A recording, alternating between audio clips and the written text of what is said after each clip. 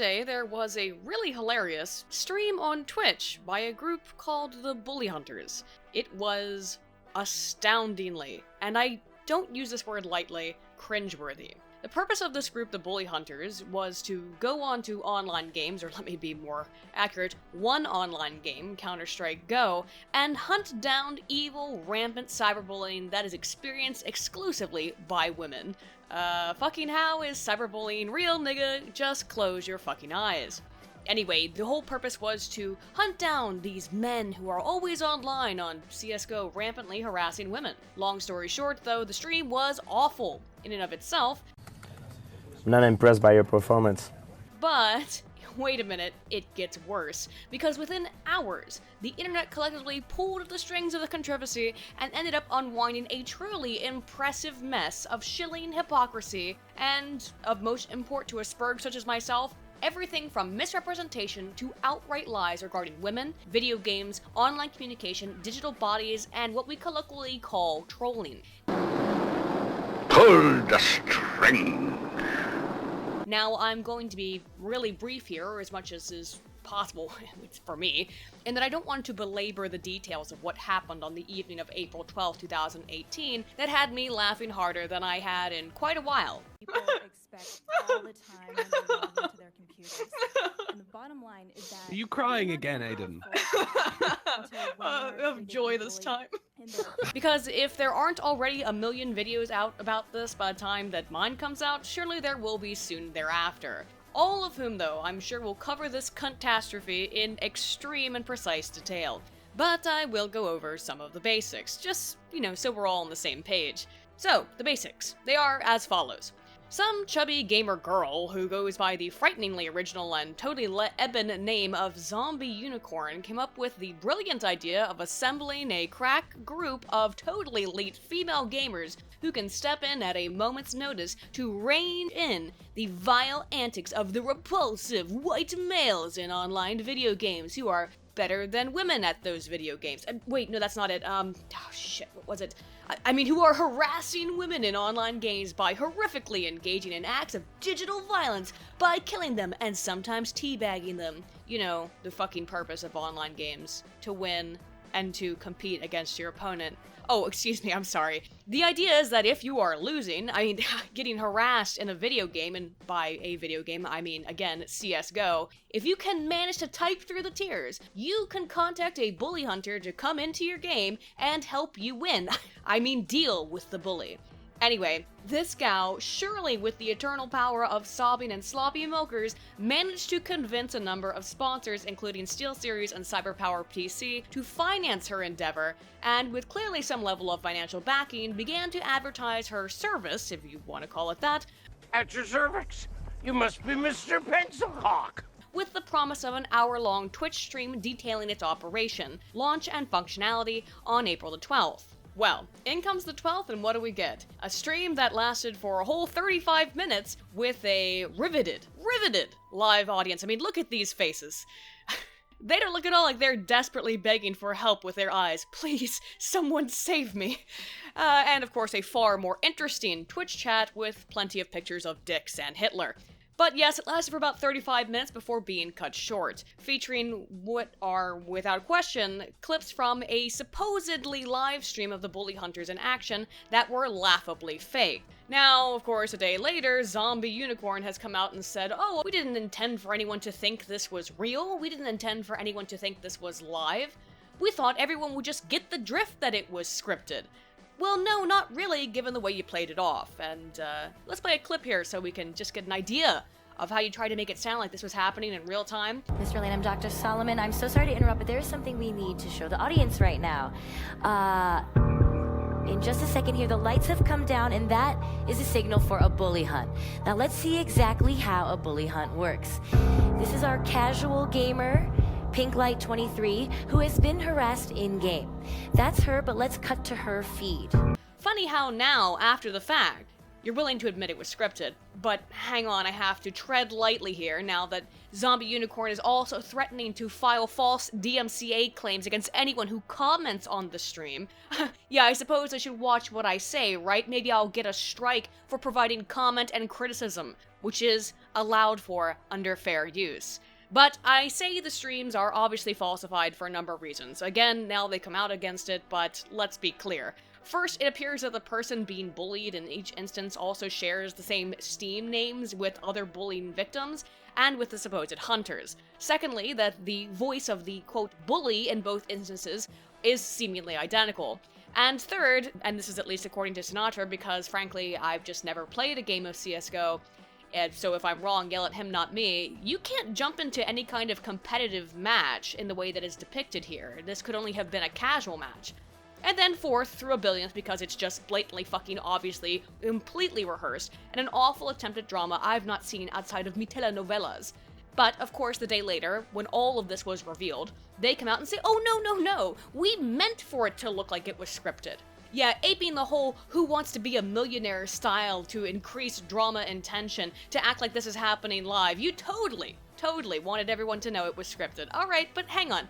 Let's just take them for their words at that, I guess. We'll be generous. So, what happened? Like I said, the Twitch chat was far more entertaining. There were about 5,000 people in that chat, laughing hysterically at the embarrassing nature of the stream. And well, I certainly was laughing too. I was also filled with a level of insurmountable rage, because before these theater club geniuses lowered the lights for Regis to come in and ask for a final answer, they trotted out two supreme intellectuals to describe the necessity of the bully hunters at stopping the sexual harassment of women in video games. And what's the necessity of that exactly?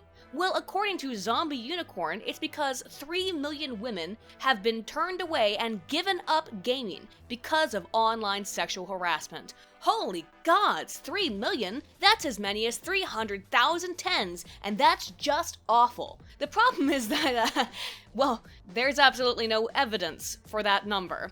In fact, at first, no one could seem to figure out where it came from.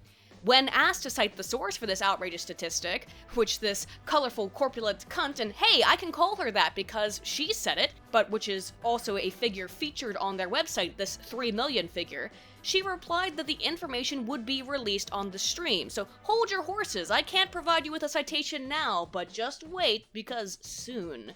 Well, no one could seemingly find it at first, and there was absolutely no evidence of that claim on the live stream. Probably because it's a fucking absurd claim, and illustrative of a basic fundamental misunderstanding of how research works. So what was Zombie's response to questions about the source of her citation? Well, obviously, it was to start blocking everyone on Twitter, asking any questions about the validity of the data, and accuse them of having internalized misogyny. Eventually, the source of the claim was located, and it's this 2012 unpublished, non-peer-reviewed, non-IRB approved, completely non-academic survey that appears to have just been someone's hobby or passion project that analyzed the responses of 874 participants, 356 of whom were female, and 35.8% of which reported they had temporarily quit playing a single online video game. That means you quit out of the game, you rage quit, as a result of sexism,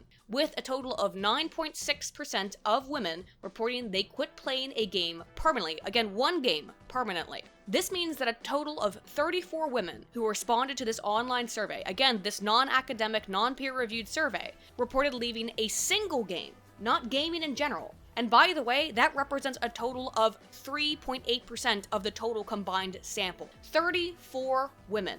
And that's completely ignoring the fact that we cannot in any way validate or confirm the veracity of these data, because they were not run or conducted through the university system. And trust me, I'm one of the university system's biggest critics.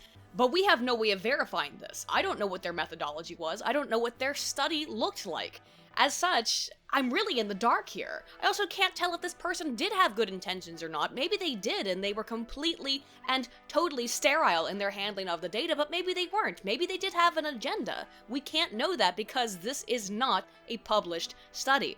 But let's just assume that the person who conducted this research was acting entirely in good faith, that these data are accurate. We are still looking at 34 women, at 9.6% of women saying they quit playing a single game permanently. This was extrapolated by Zombie's gang to apparently arrive at that 3 million number by applying that 9.6% to the total number of women that own a video game console. Be aware, again, the study asked about a single game experience, not about gaming at large. So not only are they making an incredibly huge leap in logic to apply to all women who own a console, which does not even include women who engage in PC gaming, which probably actually is higher in online harassment, given that it has more ability for TeamSpeak, but that it is making definitive causal claims based on an online survey and extrapolating it to apply completely to all women who own a gaming console. Platinum Paragon has written an extensive post that covers almost all of the methodological flaws and failures in the attempt of extrapolation of the data, which I will link in the description. But in short, it is illogical to take data from one simple online survey, again one which is not academically credible, to locate a reasonable finding, that is that 9.6% of women chose to quit playing a video game at some point in time because of sexual harassment, and then use that data, that percentage, and apply it overwhelmingly to all women who own gaming consoles and make a definitive claim, thereby 9.6% of women who own a console have quit gaming. That is an absurdity. You can make a claim that 9.6% of women are at risk to quit a single game in response to sexism based on these data, or that women are 7.4% more likely to quit a single game than men in response to sexism, because, by the way, that is also a finding that we could extrapolate from these data, given that we see that men also said sometimes they do quit a game because of sexism. But you cannot say that 3 million women have quit gaming in response to these data. I constantly restate in my videos that a statistical average is not a determinant of someone's behavior. What the Bully Hunters' crack team of statisticians, though, have done here is taken an average from a very sketchy source and transformed it into a causal determinant. It would be like if, rather than saying, hey, African Americans, who comprise approximately 13% of the population in the US, are responsible for 50% of the homicides on average in the US. And instead of saying that, those are both just statistics, just averages, I said instead, hey, 2.1 million black people have murdered someone, because that would be the conclusion from this same line of reasoning. And that's not a very politically correct thing to say, now is it? But, again, I will link to the study and to Platinum Paragon's write-up about it in the description if you're interested in some of the more details on this, because really, I have more ribbing to do. And why do I have more ribbing to do? Because that was not the end of the social science shit show. No, they brought in some experts. Thus, as quickly as possible, let's look at the claims made by the Twitch academics who managed to respond to the call to action for this stream that's absolutely 100% more sociological than any shit I've ever done, that's for sure. This is a big issue. To tell us more, we have two guests here, Kevin Lanham and Dr. Alexandra Solomon. Kevin Lanham is a licensed clinical professional counselor who specializes in working with gamers. He's a graduate of Northwestern University and has a thriving clinical practice in Chicago. Well, let's start with our introduction to Kevin. While nothing they've said about this dude whose eyes look almost as glazed over and dead as the Zucks is an overt lie as far as I can tell, it should be made note that his education and academic focus in his counseling training work was predominantly concerned with individuals suffering from diabetes. Now, I should mention, another profile states that he works with young men who, quote, retreat into video games as his work as a counselor, and describes himself as a gamer. I checked the archives, by the way, and his profile has included that line and that bit about himself since at least September of last year. I checked that just out of concern that it may have been added post hoc after the event, but it wasn't. He does appear to actually have some interest in this. Anyway, he claims that the harassment of women in gaming is essentially endemic. Well, first, Natalie, thank you so much for having Dr. Solomon. Yeah, of course. Me here. I mean, this is an important issue, and all gamers know about this, but so many people who don't game have no idea. It's the targeted... Get on with it. Yes, get on with it! repeated bullying of female gamers. It creates a hostile online environment for women. But here's the thing. Everyone gets, quote, harassed online by nature of the fact that games are competitive, which we will get into in more detail, and the fact that they occur in an online de-individuated environment. And we know that de-individuation, and I've made videos on it, increases kind of our proclivity to act like assholes. It's what's called toxic disinhibition.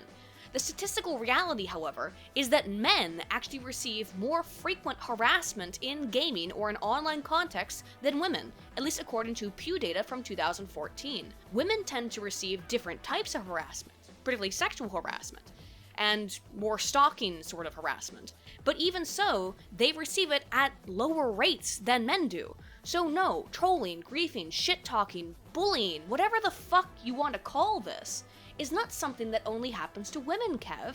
They don't want a game. They're discouraged from being... Come on, Kev, get it out! From becoming gamers. Look, I don't see any data that women are discouraged from becoming interested in gaming. In fact, we give women every reason to become interested in gaming anymore. Oh, we need more women gamers, we need more women in gaming technology and development. I hear that kind of shit all the time. I don't think they're discouraged, and I don't think you can provide evidence of it because I haven't seen any. But there could be some validity to the claim that the normative social environment of trash talking, of toxic disinhibition that everyone receives and engages in online contexts drives some women away. I'll give you that, as Fox and Tang 2017 found in a survey of 293 women who reported playing games that general and sexual harassment were correlated with withdrawal from play. And yes, sexual harassment was more strongly correlated with withdrawal than general harassment. However, the strongest correlation, direct correlation I should mention, was with rumination, meaning of the variables assessed, preoccupation with harassment was most closely related directly to the element of gameplay withdrawal. Let's look then at the model when rumination and organizational support were included. That is, having other players to talk to. That's what organizational support is. That's being able to contact a moderator. You know, things already available in games? Well, when we look at the model and how it fits together, yes, there is the direct effect from sexual harassment and game withdrawal. But when we look at the correlation, when it's mediated through rumination, that is, overthinking it, when you're thinking about being harassed all the time, when it's preoccupying your mind space, greatly increased withdrawal. In contrast, at the bottom here, we see that having someone to talk to was negatively correlated, that it was associated with lower withdrawal reporting. Again, I will give you at this point, maybe women are more likely to leave gaming due to the nature of de-individuated online communication being toxic at large, but it is in no way a unique thing to women. Women receive different types of harassment, but they also receive less. Given that we also see that having some way of reporting someone, some way of seeking help, reduces the proclivity towards withdrawal, maybe they have a point. But again, that shit already exists in online games. Nothing about the bully hunters would be unique or in any way more effective, if anything. Given even if any of this shit was real and not completely rehearsed, it's nothing more really than revenge. It's not help-seeking, it's not community building. I don't even know if these data here would support the bully hunter kind of paradigm. Anyway, Kev also states that this has an offline effect. And most importantly, it has an impact on them offline. The thing is that... Get on with it! Gamers put so much into their online community. They invest their time, their energy, and even though the game is virtual, the interactions are totally real. You're talking with a real person. Kev, it's not been supported. There is something called the Proteus effect for the seminal CE imbalance in 2007 and for the extended research CE balance and Indushnaut 2009, from which, yes, the Proteus effect says we find a short-term scaffolding effect of interaction with a digital body and then responses being more similar to those responses elicited within the digital environment in the physical form. However, we have not isolated longitudinal effects In other words, maybe getting teabagged makes you feel a little bit less self-efficacy offline. But those effects, as far as we can tell, are temporary.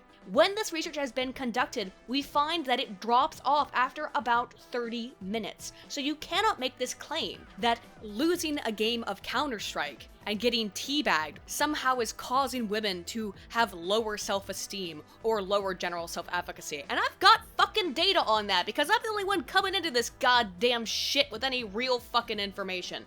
When it comes to the sexualization of women in games, let's look at that. This is not actually related to an online game. This is related to, in this instance, an offline game. It was Tomb Raider.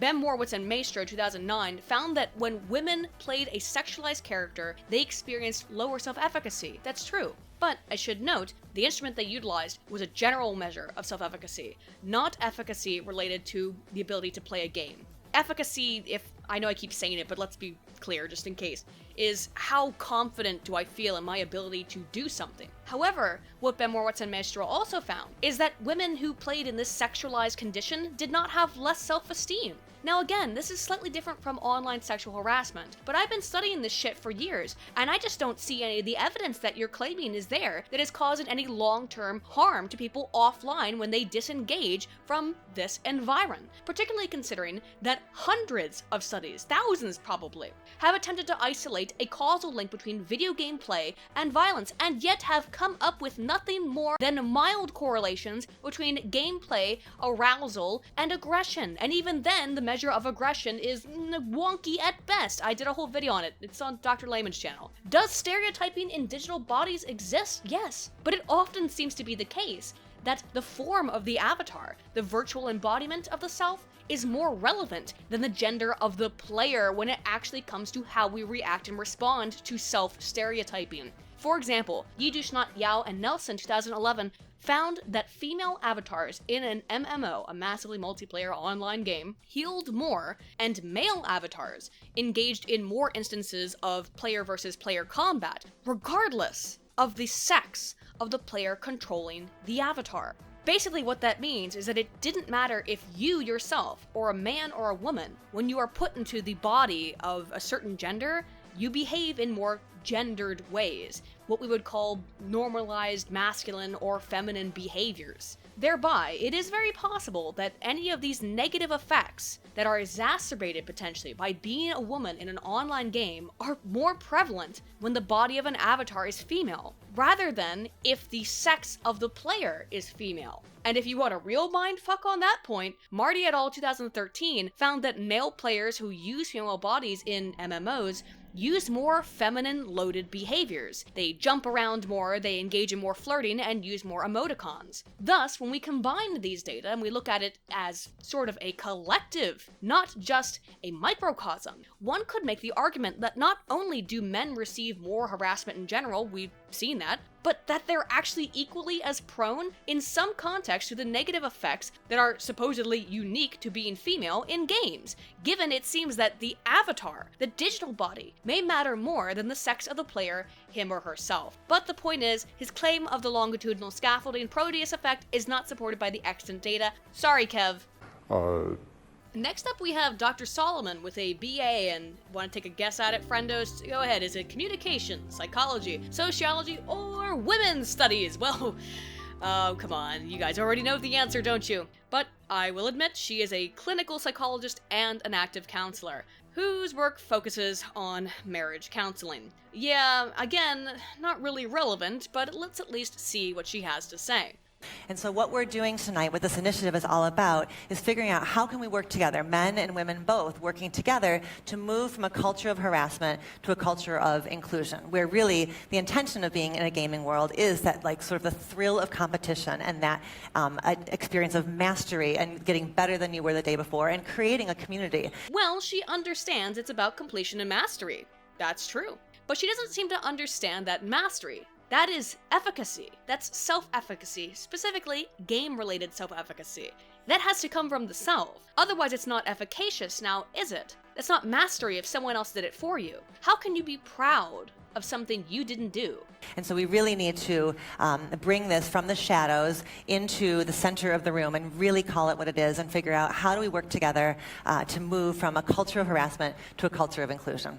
As I mentioned, the culture of so-called harassment, if you want to call it that, is an inherent facet of the de-individuated environs through the process of toxic disinhibition. It's just how the internet works. You're not going to erase that so long as you remove any sense of the self or even some sense of the identifiable self in the online context. No matter how many bully hunters you employ, you cannot alter the basic psychological effects of anonymity. And that leads us back to Kev, who stumbles to describe what Sheriff in Churchill 2010 identified as the cyberbullying cockpit effect. But there are some things that make the online environment different. First, gamers keep their identity hidden, right? People say and do things online that they only think about in real life.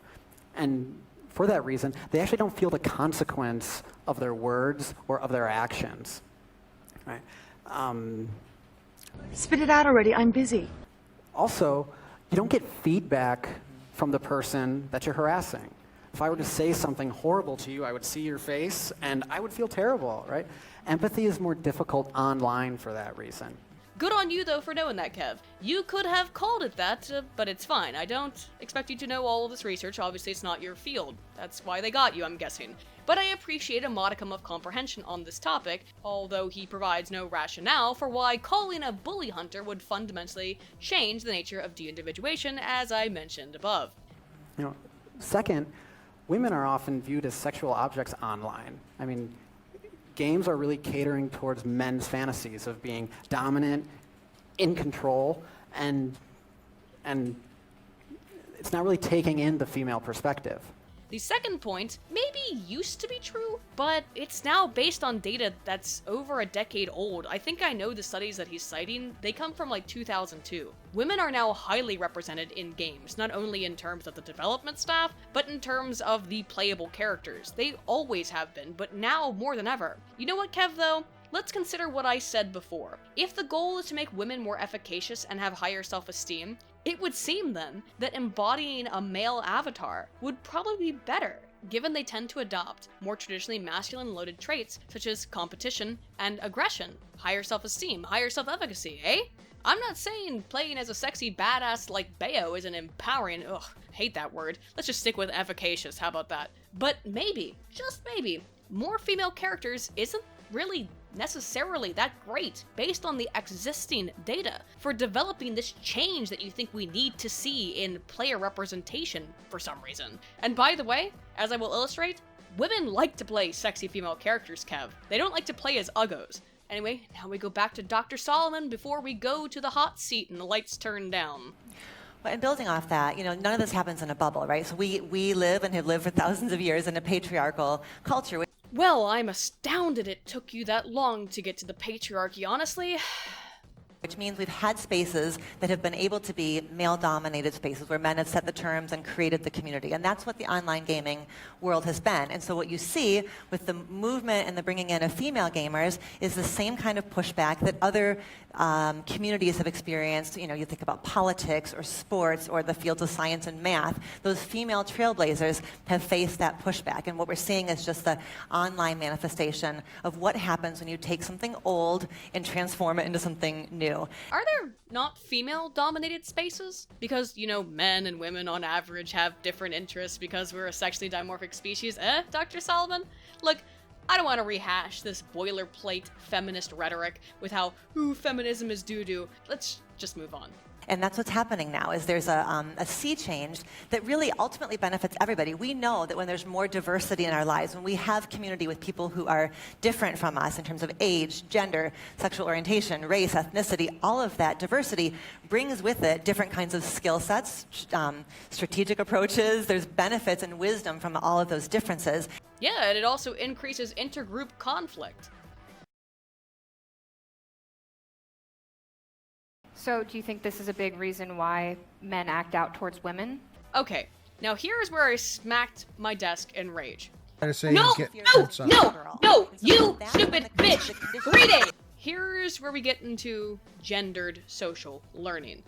I do. I mean, when you think that, the research on sort of what we do as a culture around how we raise our boys, the messages start very early and they're very powerful. By age 3, parents are touching their boys less, making less eye contact with them, and really training and indoctrinating them that tender feelings, that emotion, that empathy equals weakness. So yes, we learn socially what behaviors are appropriate from others. For the seminal fat, we can really look at the Bandura Bobo doll research, and by watching what in particular our parents do, and by emulating others, we learn what behaviors are appropriate. But there are infinite problems with the claim that social learning is somehow the end-all be-all of development. For example, as infants age into toddlers, one of the simplest forms of self-definition, as our sense of the self, who am I, our identity forms, is not so much who am I, but who am I not. This is why you may find, at least anecdotally, regardless of context or parenting styles, and there is some research on that, kind of the,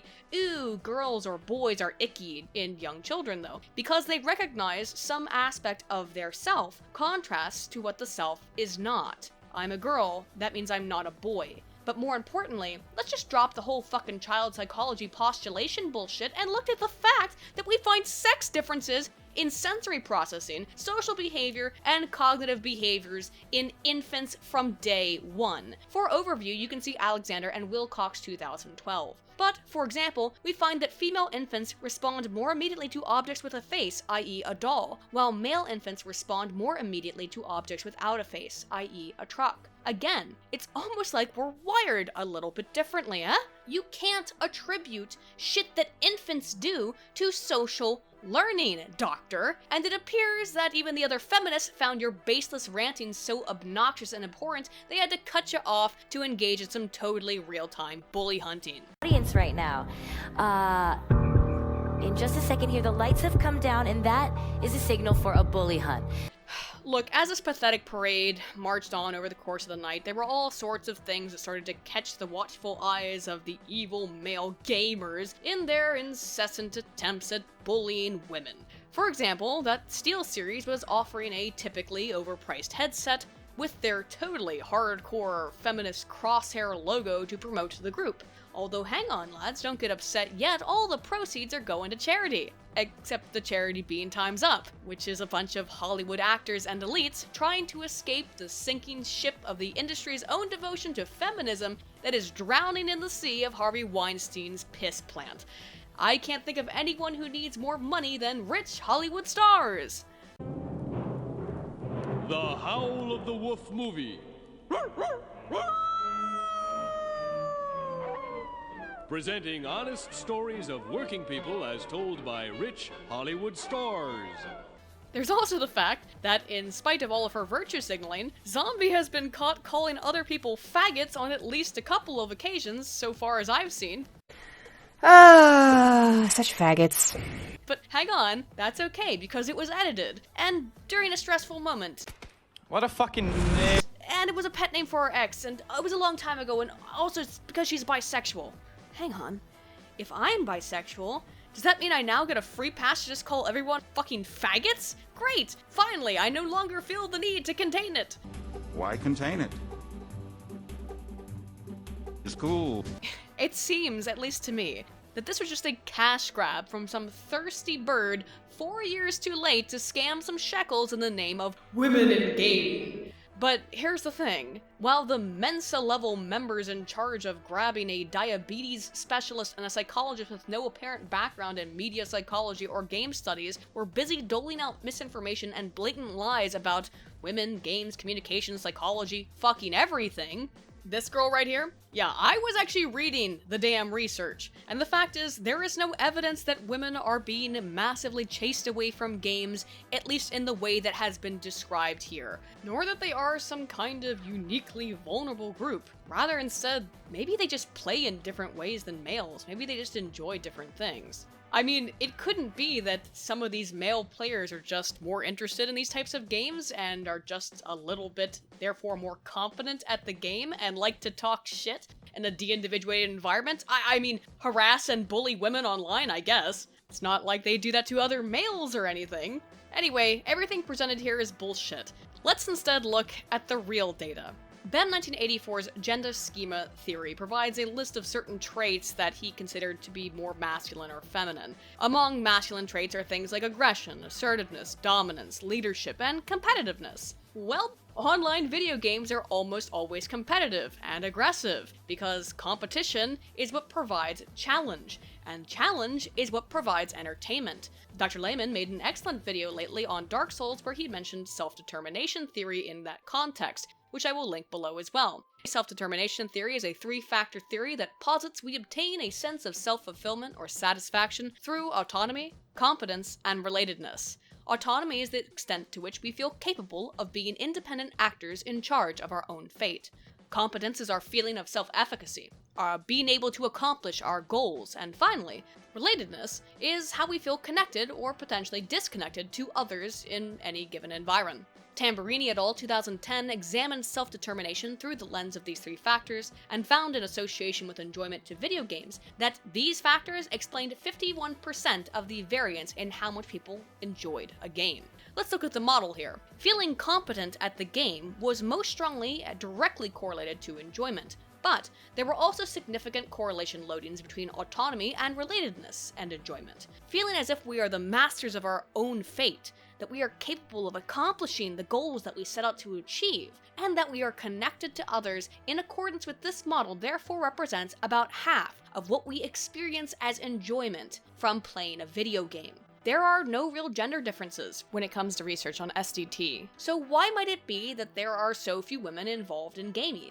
I mean, look at this stupid statistic that everyone always brings up all the time that says that women are the majority of gamers when, you include mobile games. Well, my crazy off-the-wall guess would be something about games like Counter-Strike don't fulfill those desires and those needs for satisfaction in women in general. Women, and those higher in feminine traits, tend to avoid conflict. They prefer more nurturing, warm behaviors, as Bem has described. Thus, does it not make sense why violent video games based on conflict and aggression might just not be linked to high enjoyment in women, with, on average as always, potentially different definitions of autonomy, competence, and relatedness, or at least what fills those desires in them? For example, oftentimes the sexualization of the female body is similarly raised as a point of evidence for why women play fewer competitive online games. Yet Hartman and Klimt 2005 found that women reported similar expected enjoyment from games with a sexualized female and non-sexualized female protagonist.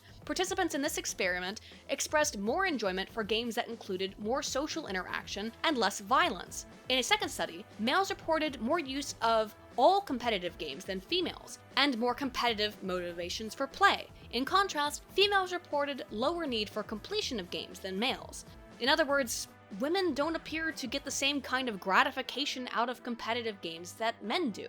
And by the way, this is an old study, but you could go look at any number of pieces of research that indicate that women and men have different preferences in the types of video games they play. In fact, the survey data that was being used for that 3 million figure, it found that men and women prefer different types of games. Moreover, it doesn't seem as though sexualized bodies in any way disincentivize women from engaging in social games or outlets. In other words, being sexy, which is different from being sexually harassed, but being sexualized, that doesn't turn women off. Banko Chornopoulos, and Anagstro, this is some Greek study, guys, sorry, I can't pronounce shit, 2009, asked participants of both sexes, oof, sorry about that binary again, to select an avatar that was either plain or sexy, and essentially asked them to interact with each other. In the admittedly very small study that was looking more at thematic use of language, 7 of the 9 participants, both male and female, chose the sexy, the attractive avatar. Look at this bitch. That's a big titty hoe, right? The women preferred that avatar. Further, Messinger et al. 2008, in an assessment of digital bodies in Second Life players, noted that many players made their avatars very different from their physical body, particularly more sexualized. They made themselves thinner, they made themselves hotter. Players who used sexy avatars also reported being more outgoing, extroverted, taking more risks, and talking louder in Second Life than they do offline. Perhaps then, social games like Second Life, which are preferred by women, meet the same satisfaction of autonomy, competence, and relatedness, but not in a competitive sense. Not the kind of competitive sense we think of when we think of shooting someone in the head, but in a social competitive sense. Hence, why maybe we see that women and men prefer different types of video games. I'm not saying there are no gender effects, by the way, in online games or within digital bodies. Not at all, if I've given off that impression in some way. For example, Lee, Nass, and Balance in 2014 found that when participants were given a male avatar while competing against a female avatar, participants reported higher scores on the mental mathematics task measure. In other words, when they thought they were competing against a woman, they felt as if they did better at completing mathematical tasks. In terms of games at large, though, there is evidence that women feel efficacy towards their own ability to play, yes. Terlecki et al. 2011 assessed perceived skill and found that men reported feeling moderately to very skilled at video games, while women reported low to moderate skill levels. Only 4% of women in that analysis reported that they felt very skilled at games. But this may be, again, attributable to gender differences in personality or in the type of game being played. It seems, though, that men and women, on average, just tend to enjoy different things. Not all of us, but most of us. I mean, I enjoy competitive games. I've certainly played, my fair share of Dota. We find this consistently, though. Now, I suppose the argument or the counter-argument would be that men are somehow responsible for the reason why women and men enjoy different things. But I see no evidence for that. Only evidence that men and women are different. As I mentioned earlier, we see sex differences in behavior and preferences that are observable from infancy, before the potential for social learning can occur. Could social learning exacerbate it? Sure. But we're different. We're sexually dimorphic. As such, what do we know about trolling and aggression? Because let's get fucking real. In terms of what was being whined about here, was it anything more than just a player being more skilled than you on average? Is that not what's happening here? Oh my god, someone killed you and teabagged you. That's how online games work. They're better than you. Yeah, I'm fucking better than you, okay? Much better than you. How is trolling actually perceived, though, by men and women? And how do we react to these kinds of trolling or harassment behaviors outside of this imaginary 3 million women left the hobby because someone said a nasty thing bullshit? Well, Fitchman and Sanfilippo 2015 found that males and females had fairly similar perceptions of trolls as negative and disruptive. Not surprising. But there were significantly more positive perceptions of trolls believed to be female than trolls believed to be male. And there was more support in participating with a supposedly female troll than a male troll. The female troll was also perceived generally as a confused, humorless innocent, while the male troll was perceived of as malicious. In fact, the female troll was perceived of as being constructive to the community. Interestingly as well, given the study assessed trolling in the context of Wikipedia, Yahoo Answers, and League of Losers. League of Losers is only got played by big, giant, jumbo nerds. Now, you may think, well, but Gamer Guy, don't all the nerds always play World of Minecraft? That's true, but this video game is the same as World of Minecraft. And because of that, sometimes the nerds get confused on which game they're trying to play, and they play this game thinking it's the other one, but they're really the same game. The most common reported perceptions of motivation for trolling in the video game condition were confusion and curiosity for the female troll, with malicious intent being one of the lowest rated motivations. In other words, both men and women generally see trolling in games as kind of for fun, but potentially, or more importantly, these data indicate that women are really the only ones who can get away with being assholes online, as both men and women rate female trolls more favorably. Again, I would say go back to those survey data they were drawing all of this from. It found that both men and women had negative perceptions of trolls and did something to try and mitigate or ameliorate it. But let's go beyond just perceptions. How might this affect behavior? Well, Easton 2006 looked at gender and aggression, and that is essentially what is being operationalized as harassment in the context of this bully hunters bullshit in Unreal Tournament. In the first experiment, players were given either a male or female avatar, and competed against a computer-controlled opponent that was either male or female. In the second experiment, players were given a female avatar that competed against a female, and in the third study, players were given female avatars and fought a human or computer-controlled opponent, which was itself either male or female. The first experiment indicated that presence and aggression were higher when the embodied avatar was female. These findings were replicated in the additional experiments. In contrast, aggression towards male avatars was highest. That is, both men and women, regardless of what avatar they utilized, were most aggressive towards someone they believed to be male. Again, the avatar seems to matter more than the person now, doesn't it? In the third experiment, even more specifically, male human opponents elicited the most aggression from participants. So when the avatar is male and the participant is male, they're the ones who get the most aggression. So what can we surmise from all of these data? Well, kind of that no one likes male trolls and, quote, harassers, including other males. And in contrast to all of the complaining, that women can not only get away with being fags, and hey, I can say that because I was a big gay once, but are potentially viewed positively for doing so, at least on some level. Oh god, wait, that explains my entire channel! Ugh. Moreover, men are targeted more aggressively, rather than women, by harassing messages, as we've seen. But both men and women who play games do get harassed. However, the harassers, if they are female, are perceived more positively. It's almost like we have an evolutionary predisposition to protect women, being the carriers of offspring or something, you know? How odd that there may be some sort of genetic basis for pretty much everything that an animal does or something, isn't it? Further though, we see that men and women have different tastes in games, and that sexualized bodies don't necessarily deter women, but may in fact draw them towards certain games that allow them to, simply put, play dress-up in an online social context rather than a violent social context. Still though, both environments, both types of games, are competitive in their own way. They both fulfill some need of self-determination. So when we stop and consider self-determination theory and enjoyment once again, is there really such a big difference when it comes to enjoyment of a game in the development of our autonomy, our competence, and relatedness between a violent video game and a social one? Social interaction is very much a competitive practice that involves just as much skill in its own way as a traditional online video game might. This thereby may explain the seemingly incongruity that I suppose people like Zombie Unicorn like to ignore between the pet statistic of the percentage of women who play games being so high when we include social and mobile games versus the number of, say, professional female gamers, the number of women who go into game development. Men and women on average simply have different things that satisfy their needs, that satisfy their desires. And probably most of you guys know that. But we need to show it with some evidence, and to explicate why it is we see these differences in gendered participation in online gameplay. It is not because there's some massive unrestrained epidemic of harassment. In fact, as I've said multiple times, men get it worse.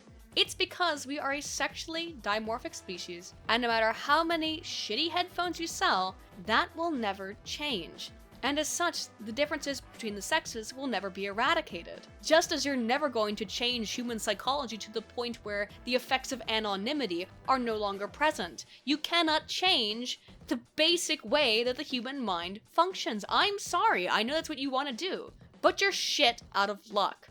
Anyway, I hope I've provided some explanation for the actual science behind the erroneous claims made not only by the stream scientists, but by the group itself. And moreover, the general cultural movement which over the last half a decade has attempted in vain of all of the empirical data to assert the only reason women don't go full retard over Dota 2, at least on the same level as they do on social media and maybe social games, is because of some invisible patriarchal force that, who knows, potentially could exist, but as of now, I see no evidence to support, and without any empirical evidence, you can go fuck yourself. I also can't believe we're still having these kinds of Gamergate-esque conversations in the current year, but you know what? We do have to talk about these data. They're not getting brought up, and instead what we get are people outright lying for the sake of a few shekels. Luckily, I don't think that Zombie Unicorn's going to be getting away with it, though. Looks like everyone's pretty pissed. And as many kills as you get, is your PR department going to be commenting on the bully hunters fallout? Yeah, so technically I'm the PR department in a sense. I don't know too much about the details. I wasn't in the meeting you know, when this deal or us enforcing them got enacted. But you know, what we signed up for was something totally different in our minds. The way it was told to us when they asked for backing, and it just ended up being something completely different, especially the way they went about it. So what they told us was something completely different than the way they executed it. You understand? So, you know, not much that we can do or say now. You know what I mean? But that's not what we were backing. I mean, that's as much as I can say, since, yeah, that's just as much as I can say currently.